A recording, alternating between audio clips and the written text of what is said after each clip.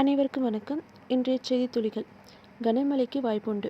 December 18, 19 ஆகிய தேதிகளில் தமிழகத்தில் மீண்டும் கனமழை பெய்யும் என்று தனியார் வானிலை ஆய்வாளர் கணித்திருந்தார். இது சென்னை மற்றும் அதனை சுற்றியுள்ள மாவட்டங்களில் பெய்யலாம் என்று எதிர்பார்க்கப்பட்ட நிலையில் டெல்டா மாவட்ட பக்கம் திரும்பியிருக்கிறது. வெதர்மேன் பிரதீப் தற்போது தெரிவிக்கிறார். மேலும் தென் மாவட்டங்களில் அன்றைய தினம் மழைக்கு வாய்ப்புண்டு. பாஜகவுடன் திமுக ரகசிய உறவு வைத்துள்ளதால் மத்திய குழு தமிழக அரசை பாராட்டியுள்ளதாக ஜெயக்குமார் குற்றச்சாட்டியுள்ளார்.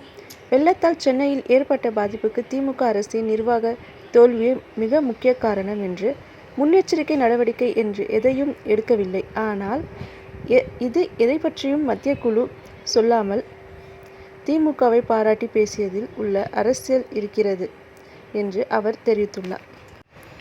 அரசின் நலத்திட்டங்கள் குறிப்பிட்ட காலத்துக்கு பொதுமக்களுக்கு சென்றடைவதை உறுதி செய்யும் வகையில் டிசம்பர் 18ஆம் தேதி மக்களுடன் முதல்வர் என்னும் திட்டத்தை முதல்வர் ஸ்டாலின் கோயம்புத்தூரில் துவங்கி வைக்கின்றார். இத்திட்டத்தின் கீழ் அரசு துறை சார்ந்த கோரிக்கையை பெற அனைத்து மாவட்டங்களுக்கும் சிறப்பு முகாம்கள் நடத்தப்பட்டு 30 நாட்களுக்குள் பரிசீலனை செய்யப்பட்டு சேவைகள் வழங்கப்படும் என குறிப்பிட்டுள்ளார்.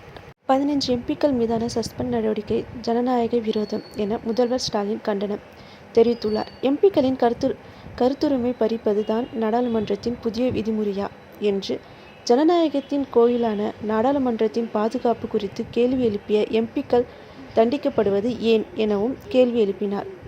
எம்பிக்களின் இடைநீக்கத்தை உடனே திரும்பி பெற வேண்டும் என வலியுறுத்தியுள்ளார் முதல்வர் மு.க. ஸ்டாலின்.